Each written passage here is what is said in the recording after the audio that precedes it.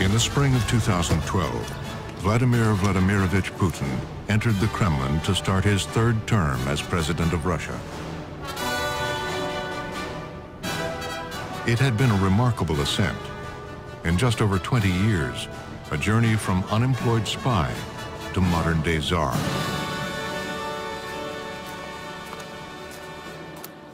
Lieutenant Colonel Andrei Zhikov has watched that climb to power. A former police investigator who once wanted to arrest Putin, he says his rise has come at great cost.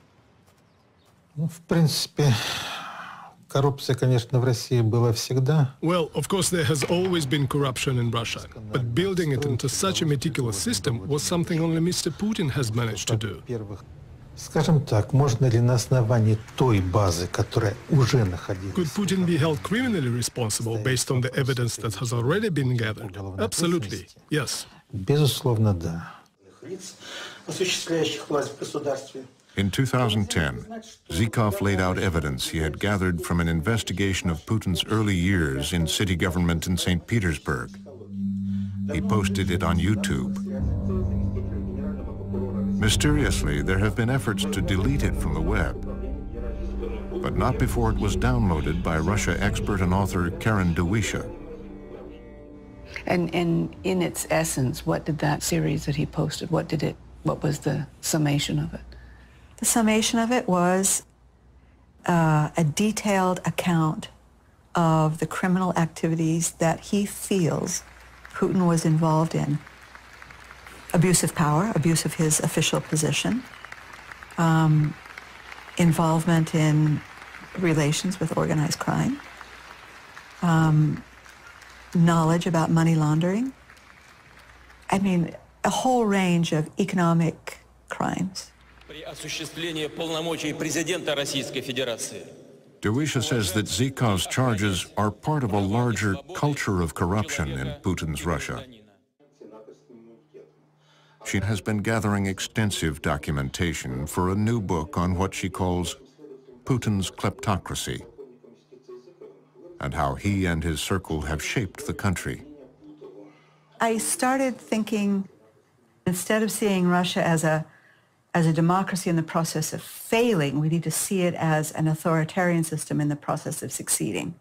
That they're not actually incapable of being Democrats. They don't want to be Democrats. What about that? Let's work on that thesis. And if that's correct, when did that start? And that's what took me to the 90s, because they were stealing from the very beginning. In 1990, the old Soviet system was collapsing. But what exactly would replace it wasn't clear. The uncertainty had a whole nation on edge. Among them was a young KGB officer named Vladimir Putin. He'd returned to his hometown of St. Petersburg from his posting in Dresden, East Germany, and he was looking for work. He would eventually find it at St. Petersburg's City Hall. His former law professor, Anatoly Sobchak, had just been elected mayor. Sobchak's widow, Lyudmila Narasova, remembers her husband's response when his former student insisted on telling him that he'd been working for the KGB. My husband was shocked by the candor and asked what his job was. And he said he had worked in the German Democratic Republic in East Germany. And he said, well, I just happen to be looking for people that know Europe, that know the languages in order to work on foreign economic relations. They wouldn't have hired an idiot to work in reconnaissance, so I hope you can manage it. Go work. And it needs to be said that, according to my husband, he never regretted it. Putin would soon be deputy mayor of the city, and crucially, chair of the Committee on Foreign Economic Relations. He was the linchpin. He controlled which foreign companies could register their offices and receive offices. After all, remember, all this property was Soviet property. Soviet Union hadn't fallen yet. So how was a company going to get access to property to set up a branch in St. Petersburg? Putin. Putin would have to assign it. Even as his star rose, there was an early example of his ambition. He commissioned a documentary about himself. It was called Power, made by Igor Shadkan. Но у Путина была определенная цель. Putin had an agenda. He wanted to admit that he had been a KGB agent in foreign reconnaissance. Но он занимался внешней разведкой. После окончания университета мне было предложено прийти на работу в органы Комитета государственной безопасности. For Putin, it was an effective way to out himself as a former member of the reviled KGB. But for Mayor Sobchak, Putin's past would prove useful. After all, he was running a city with a notorious criminal history, and according to prominent political analyst Stanislav Belkovsky, he needed someone who could work in its shadows. St. Petersburg called the bandit capital of Russia, gangster capital of Russia at that moment. And the mayor's office should communicate to those groupings some way. But of course, Anatoly Sobchak could not be involved in such contacts. And it was Vladimir Putin who was in charge. Когда я, кстати говоря, пришел к нему на съемку, то полная приемная его. When I arrived for the shoot, his entire lobby was full of foreigners. This included Finnish, Germans, and there was some agreement they were all coming to. Now the agreement for the most part was about food aid for St. Petersburg. Петербургу. Putin had his work cut out for him. The collapse of the Soviet Union brought terrible food shortages to St. Petersburg. The agricultural system was in chaos, and there was little foreign currency to buy food from abroad. To fill the shelves, a program was devised. Companies would be allocated raw materials like oil and minerals to be sold abroad, and the money was then used to buy food. In his film, the deputy mayor assured hungry residents food was on its way. Масло животного 2,2 тысяч тонн, молока сухого 2000 тонн. Значит, это фактически перекрывает все наши потребности. Но это впечатляет, я могу сказать откровенно, так? The trouble was, most of the promised food never arrived. Despair turned to anger, and then protests. A city councilor named Marina Salye was charged with investigating what had happened. Salye would eventually leave politics, disillusioned, and retreat to the countryside. But she kept all her documents. She says they show what went wrong in St. Petersburg in the 90s and who she believes was to blame. So without going into all the details, I'll tell you from this document signed by Putin. All 124 million disappeared without a trace. Without a trace. Because from this list of materials that I have listed, not a single gram of food came. And what happened was fly-by-night companies were set up. Many of his friends who are still around today were behind those companies. The goods went out, and incomplete or no shipments came back. So millions were made just in that episode alone. In the end, the St. Petersburg City Council approved Salye's recommendation to turn the case over to the prosecutors. We concluded that Putin and his assistant should be fired. Mrs. Sobchak dismisses the investigation as a political vendetta against her husband. I understand that all of the investigations, quote-unquote, that were being undertaken by the deputies were complete rubbish. It was just a way to somehow influence my husband to get rid of Putin. But Sobchak protected his deputy. The case of the missing food would never be prosecuted. And Putin would deny the charges and blamed the companies and other bureaucrats. A 6-hour drive west of St. Petersburg is the ancient Svyatogorsky Monastery. Andrei Zhykov says he comes here often to find peace. He is haunted by case 144128. It was an investigation into a construction company called 20th Trust, which had been registered by Putin's Economic Relations Committee. Lieutenant Colonel Zhykov was the top federal investigator in St. Petersburg and became convinced that crimes had been committed. Когда приходит вот этот перевод... So, 2.5 billion rubles were transferred to the company's account. The way it worked was the funds were supposed to be used for specific building projects, but ended up being used for completely different purposes. Вернее, деньги уходят, тратятся совершенно на другие цели. The investigation tracked how the city paid 20th Trust to do work, how the work was never done, and how much of the money disappeared. In one case, according to Zhykov, money was siphoned off by Putin and his friends to build vacation villas in Spain. Но это было хищение денег. It was theft. Хищение денег. И Собчак, и Putin... Sobchak and Putin should have been jailed and would be in jail, undoubtedly. Putin probably first and foremost, as the greatest number of documents and orders were signed by him.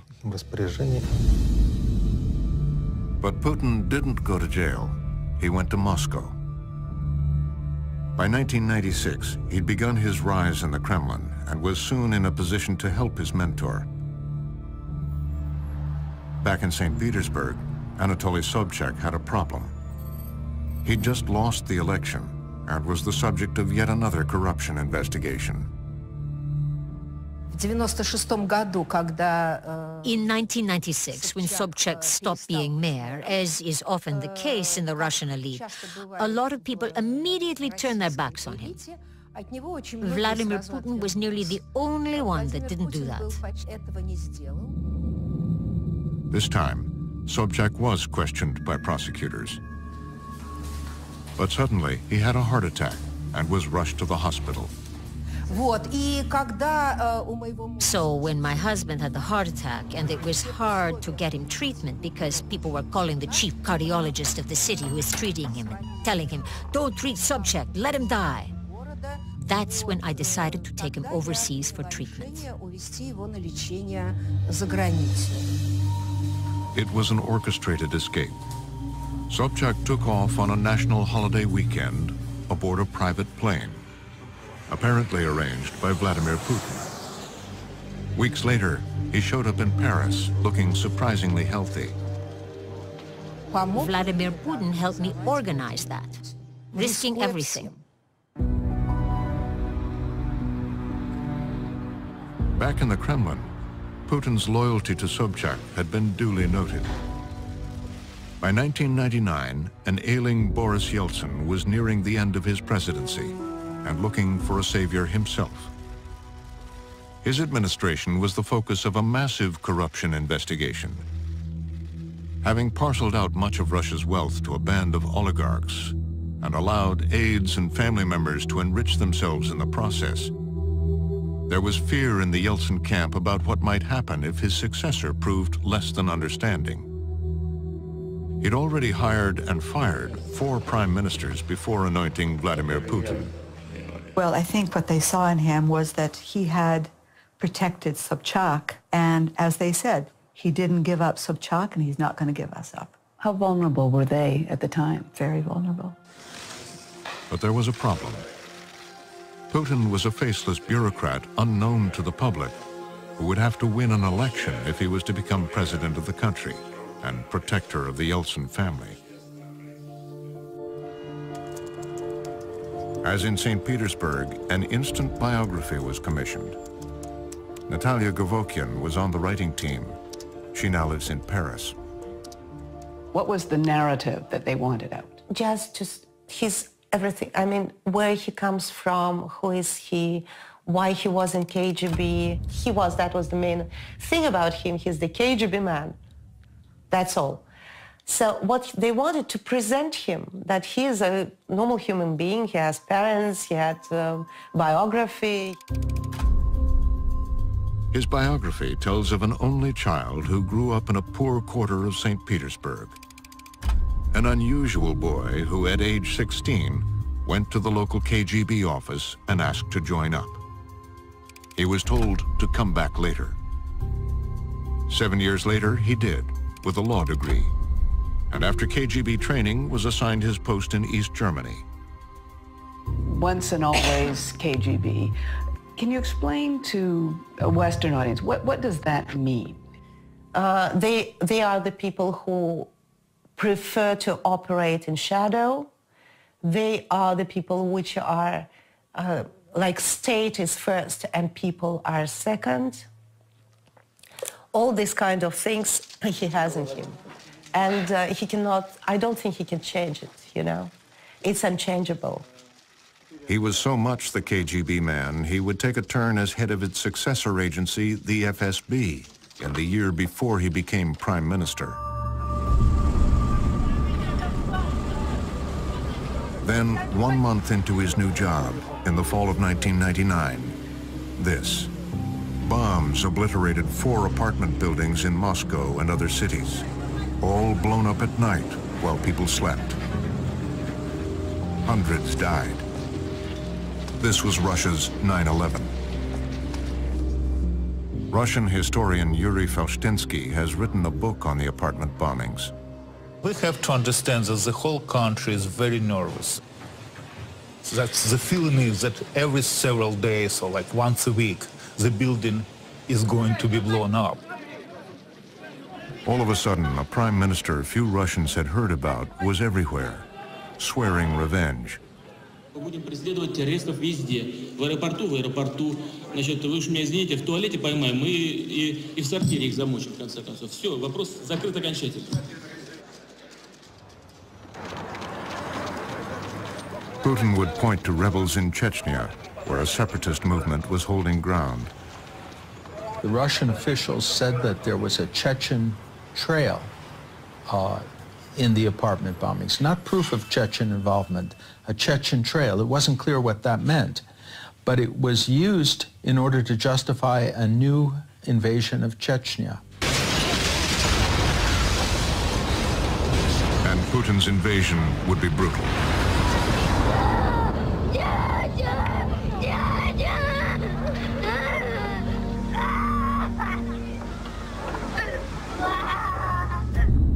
The man who waged it was a new national hero. He quickly became the most popular politician in Russia, even though before the apartment bombings, he was believed to have had no chance to succeed Yeltsin as president. They needed a set of situations in which they could postpone the elections entirely and make it more difficult for the opposition to focus on unimportant things like the corruption of the Yeltsin family. The irony is that this is precisely how the First Chechen War was started. The First Chechen War was started and provoked in '95 in order to have a situation that would allow the government to cancel elections or to postpone elections, claiming that you cannot have them during the wartime. And absolutely the same was done in '99. So there was a real Yeltsin interest in this, but there also was a Putin interest because he wanted to be president. And it worked. 3 months into a new millennium, Russia had a new president. He seemed a modern man, a man for the future. A future all Russians hoped would be better than the past.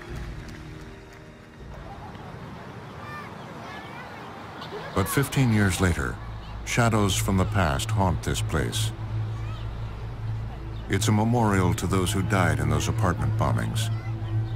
Since that day, books, newspaper reports, and documentaries have all raised disturbing questions about what really happened here, who was really responsible. Among the questioners, Mikhail Trepashkin, who spent 2 years trying to investigate the crime on behalf of one of the families. A former KGB officer himself and a lawyer, Trepashkin was always dubious about the official story, the Chechen connection. His doubts only grew when his former colleagues in the security services reacted to his investigation. They were telling me, don't dig into it, otherwise you will get imprisoned yourself. And then specifically they were telling me in a straightforward way, just leave it if you don't want to have trouble. And I was saying that, well, I'm the former investigator and I have experience and I can help. I can run my own investigation.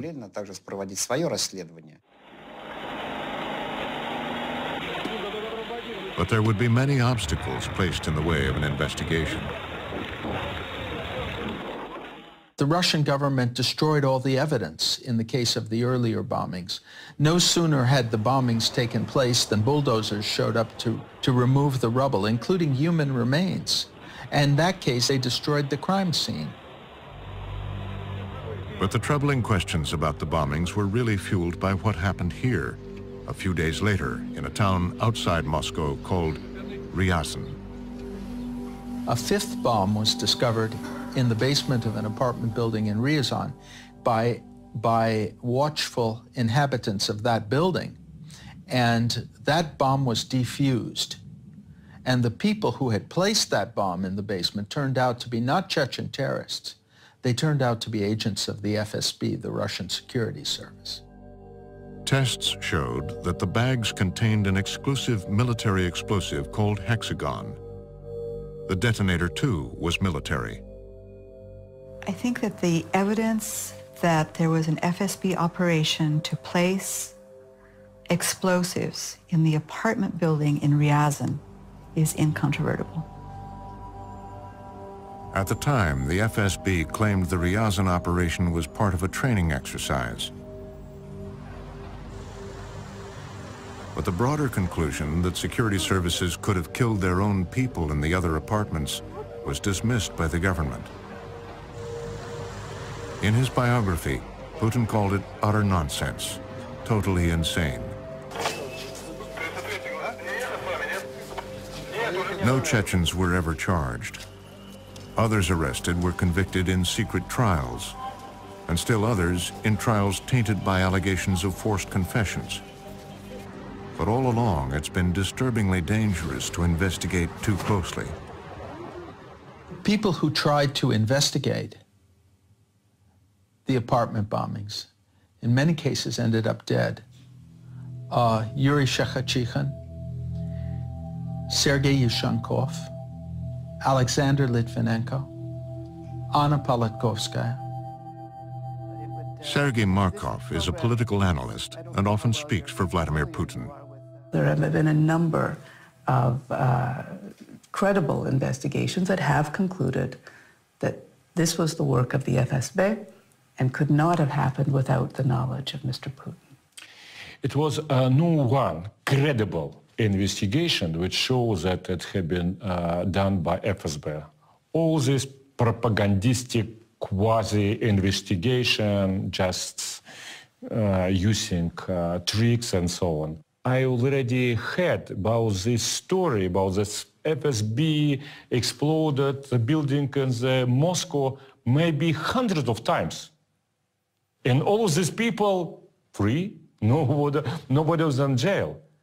Don't become victim of propaganda. It's very dangerous also. There were 3 attempts in the Russian Duma to investigate the events in Ryazan. In all cases, they were voted down, with the ruling party under Putin's control voting unanimously not to investigate and not to ask questions. Mikhail Trepashkin was asked to help with one of those Duma investigations. A week before he was due to report his findings, he was stopped by the police. So they stopped me at a police checkpoint where there was a crowd of people. They checked my identification twice and checked the car, and they didn't find anything. And when I was closing it, one of the officers threw in a bag, and I told him, "That's not mine. Why are you putting that in my car?" He opened the bag and said, "Here is the gun. Here is the gun." And I was immediately arrested.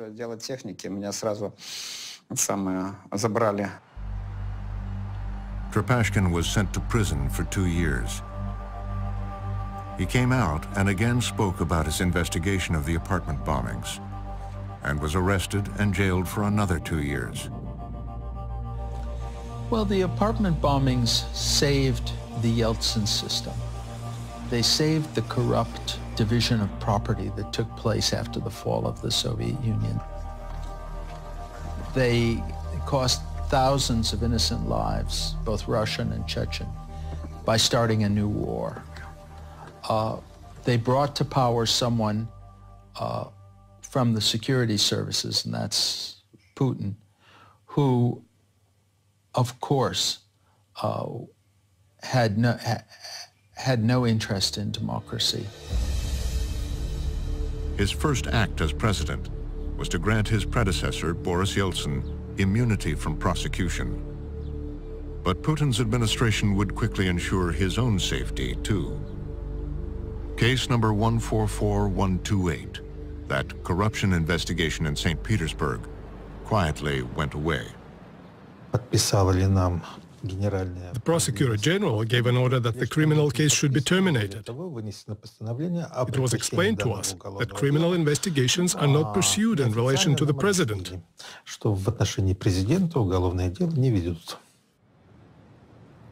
Investigator Zhikov still wonders how things might have been different had he been allowed to continue with his case. The situation in our country would be different. People would respect civil law, because everyone would understand that if the president can be prosecuted, then, in essence, our officials would understand that the law has to be protected. As it now stands, Russia has no law.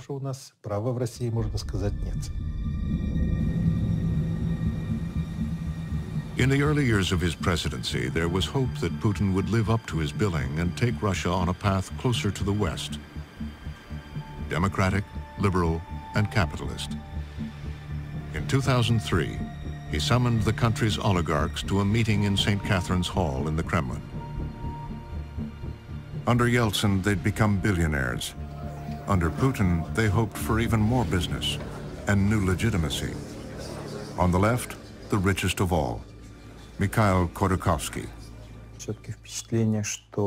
I got the impression that he was a person of our generation.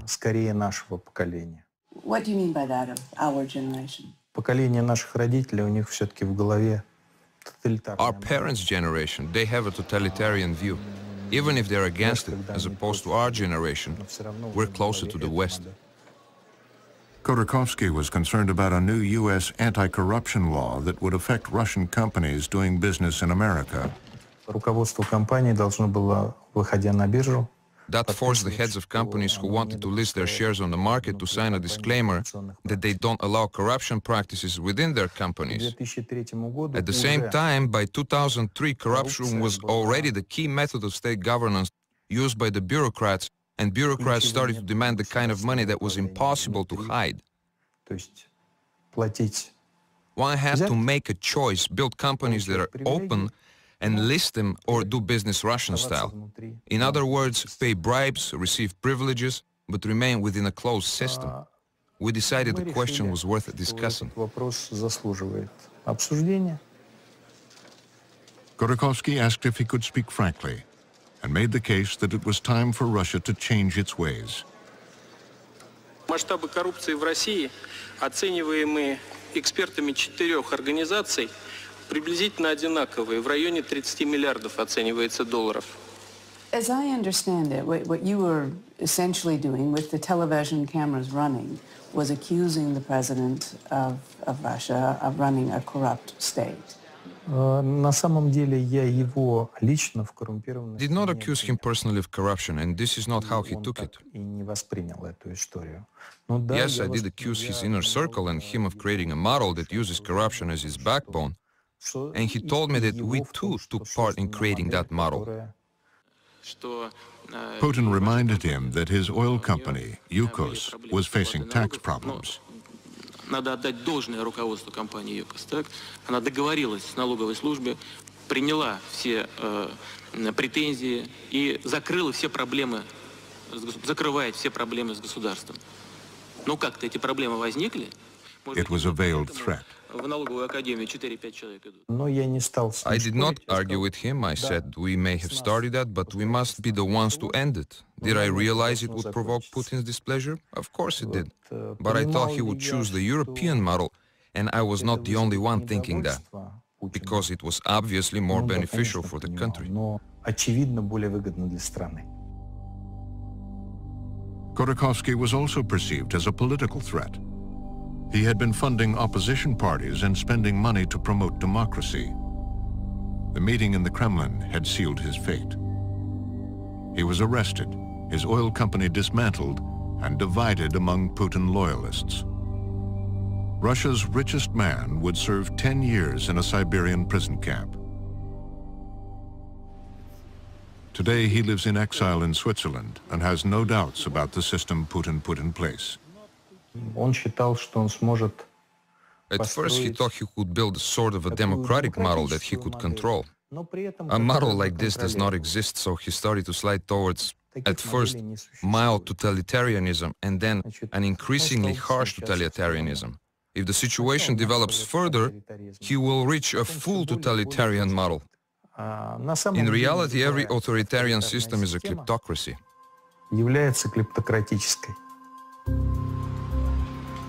Some early evidence of that kleptocracy and how it worked was found in 2003, when police raided the offices of a small company called Spag in a suburb of Frankfurt, Germany. Author and journalist Jürgen Roth has written extensively about the raid which targeted money laundering in several countries, allegedly by St. Petersburg's Tambovskaya mafia group. In this report, they mentioned the SPAC as a company who has close links to criminal organizations, the so-called Tambovskaya mafia in St. Petersburg, and Mr. Putin. And so it was money that was being laundered in Germany? Laundered in Germany through investments in real estates. Putin had been on Spag's advisory board since 1992 and had a close relationship to one of its principals. He only stepped aside when he became president. Documents. But when German police moved in to raid Spag's offices, they discovered they had a problem. It was a political affair. They must inform, at this time, Chancellor Gerhard Schröder.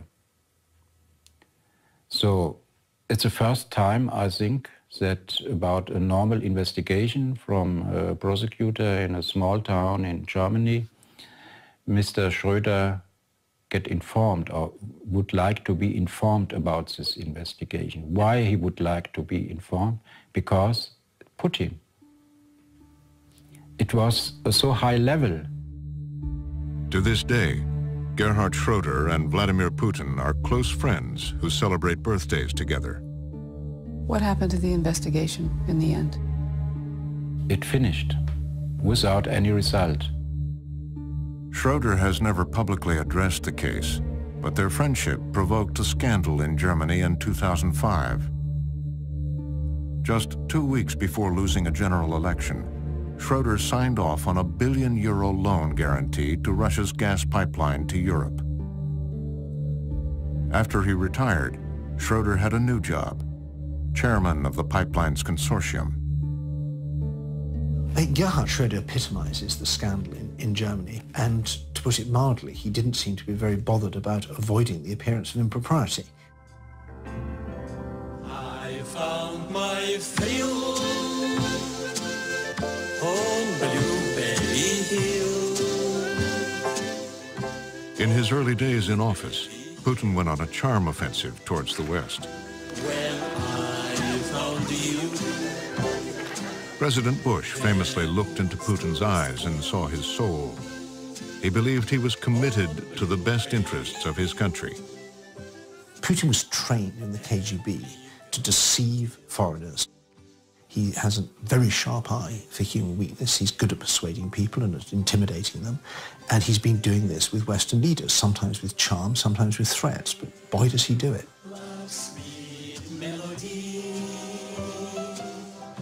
Early on, British Prime Minister Tony Blair was charmed by him.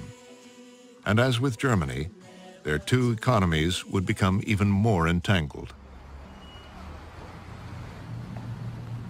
London's financial center was a city enchanted by Russian money. These were the years of high oil prices, and Putin's Russia was growing like never before. It fueled massive corruption, and much of that money was flowing into London. The City of London, which has made a huge amount of money out of laundering Russian money over the years, a city is ultimately the motor of the British economy, and it runs on Russian money.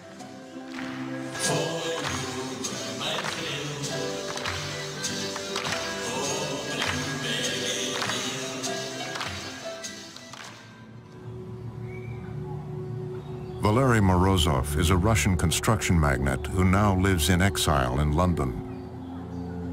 His company has done projects for the Kremlin, most recently on the scandal-ridden Sochi Olympics. But finally, he says, the corruption under Putin had gone beyond what he could live with. If you put these people in the United States or in Canada and check what they've done, they're criminals. Yeltsin was brought and supported by criminals. Putin was brought up to power in these 90s. He had his own group, and it is called, when he came to Moscow and became prime minister and president, it was called Peter's Group. So he changed immediately the whole system, but not changed. He made it different. He made it in order. It is everywhere. It is a system.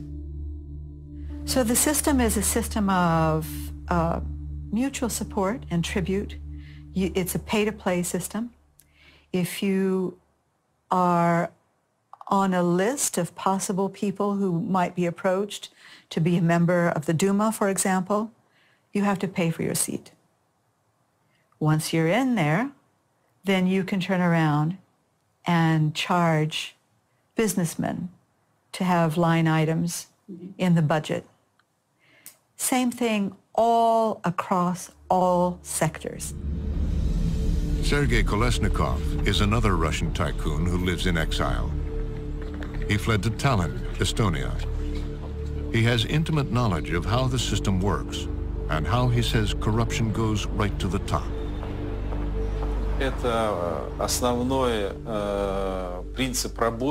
Russian business entirely depends on protection. You need protection.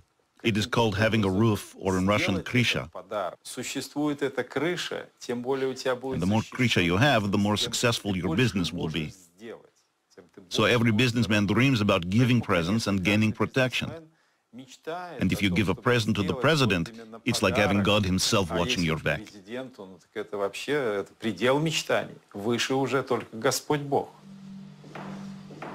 Kolesnikov says he used to run one of Putin's gifting schemes and explains how it worked. A business put money into a charity, in this case, Pole of Hope. Kolesnikov's company, called Petromed, took the money to buy medical equipment purchased from Siemens. But the profit margin was huge, around 40%. That money was funneled through a myriad of other companies, ending up in something called Rosinvest. Kolesnikov owned 2% of Rosinvest, but he says 94% was owned by Vladimir Putin.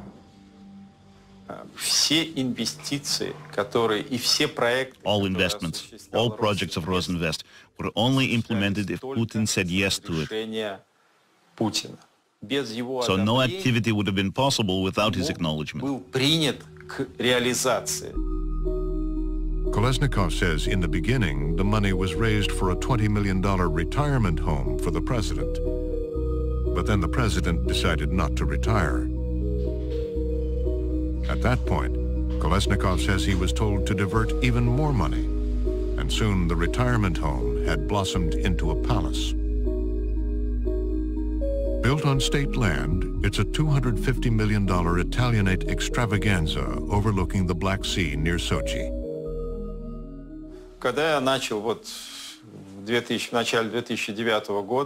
I started saying that I'm not happy with all finances going for this palace. And I was told, Putin is the Tsar and you are his serf.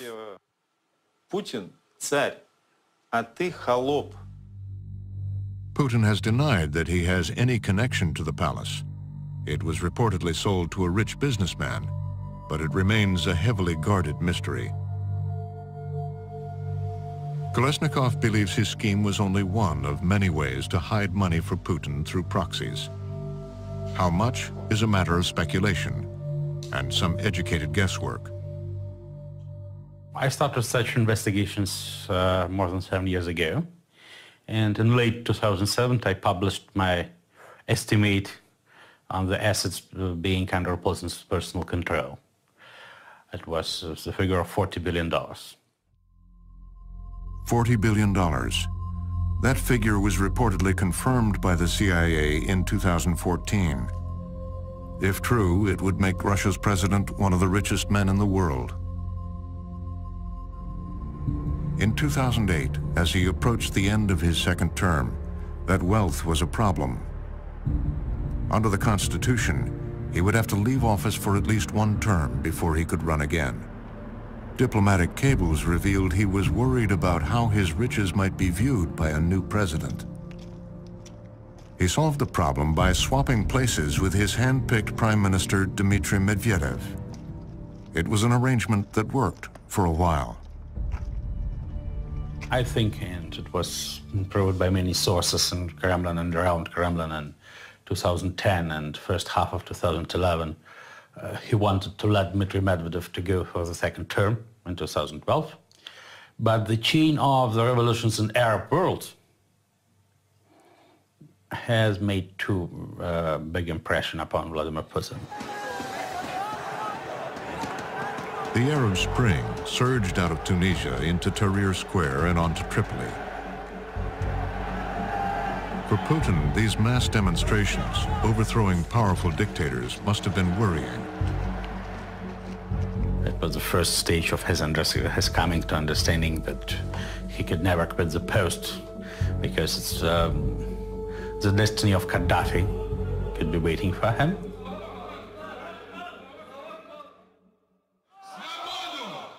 In 2011, when Vladimir Putin announced he would run again for Russia's presidency, the response was mass demonstrations in Moscow's streets. Protests which had to be put down by police. There's never been a good succession model in the Soviet Union or in Russia. And he's very worried about how he will leave power. He doesn't want to leave in a coffin. He doesn't want to go to a jail cell.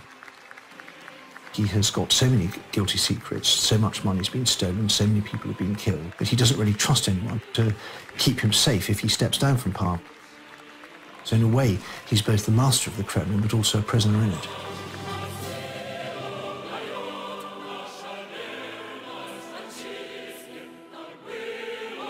In 2012, Putin moved Medvedev aside and took back the presidency in a Kremlin-controlled election. By now, the presidential term had been extended to 2 6-year terms. Vladimir Putin could remain in power until 2024. But the country he rules over is in deepening trouble. In Russia's cities, there is a veneer of prosperity left over from the earlier days of high oil prices. But the economy has been pillaged. And in the vast reaches where the majority of Russians live, deep poverty stubbornly prevails.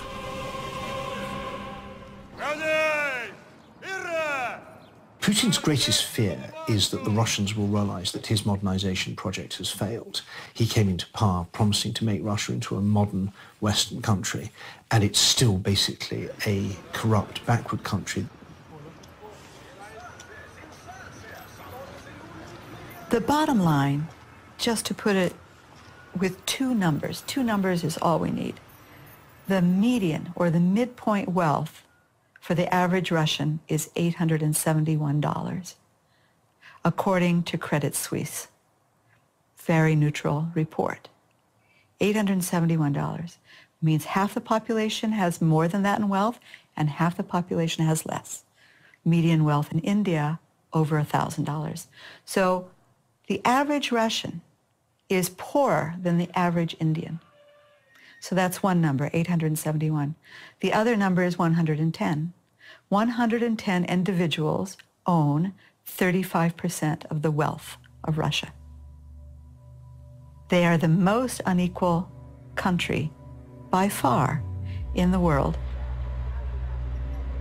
Now, to distract from that, a very powerful tool he's got is anti-Westernism, blame the West for everything that's going wrong, and couple that with a very powerful propaganda machine where all the mass media is under Kremlin control, and he's in a very good position. He has a very strong sense of entitlement that Russia had stuff taken away from it during the Soviet collapse, and Russia has the right to get it back. Putin has invaded Crimea and redrawn the map of Ukraine, claiming he is protecting ethnic Russians. According to a spokesman, it is a justifiable response to Western encroachment on territories the Soviet Union once held. Look at Latvia and Estonia, which became full members of European Union and NATO, but they're not independent. Ethnic Russians under the clear discrimination in those countries. And look at what happened with Ukraine. United States all this year supported de-Russification. If you're Russian, you can be killed. If you're Russians, your civil rights would not be protected. If you're Ukrainian ultranationalist, okay, you will be in the parliament, you will be the president, everything will be to you. But if you're Russian, bombs, artillery, and killings will be answered. This is, sorry, we answered strongly no. It is a sentiment that has played well at home. On the streets where they demonstrated against him only 2 years earlier, they were now singing his praises. Meanwhile, the United States was calling for strong sanctions against Russia. But in the capitals of Europe, there was reluctance. We keep on trying to bring Mr. Putin in. We invite him to our summit meetings. We try and treat Russia as a normal country. And we think we're trying to calm things down. But in fact, what we're doing is we're stoking things. We're giving Mr. Putin the impression that we're not to be taken seriously, and he can continue to push us harder and harder and harder, and that's extremely dangerous. But then in July 2014, one violent act would transform the political landscape. Malaysian passenger plane MH17 was shot down over eastern Ukraine by what was widely believed to have been a Russian-supplied weapon. 298 people were killed. Suddenly, the West was galvanized. I demand that Russia fully cooperate with the criminal investigation into the downing of MH17. It's necessary to make it clear it will not be business as usual. We're opposing Russia's aggression against Ukraine, which is a threat to the world, as we saw in the appalling shootdown of MH17. In November, Putin arrived at the G20 meeting in Australia and found himself on the margins of the class photo. Obama and other leaders who'd once welcomed his rubles, his gas and oil, now distanced themselves. At lunch, Putin seemed a lonely figure. He left the summit early. He returned to a country in crisis. An economy beset by plummeting oil prices, a ruble in free fall, and new tough sanctions. The question is, what will he do next? I haven't seen any evidence that he's willing to back down.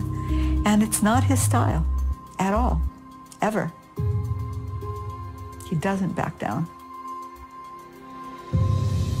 There's a story in his biography that Putin tells about himself. It happened in this building, where he shared a one-room apartment with his parents, and it involved a cornered rat.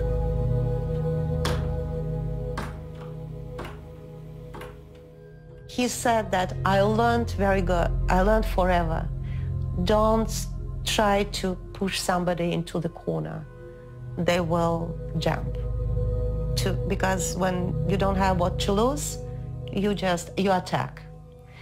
I think it's absolutely true about himself. When he's in the corner, that's why he's dangerous.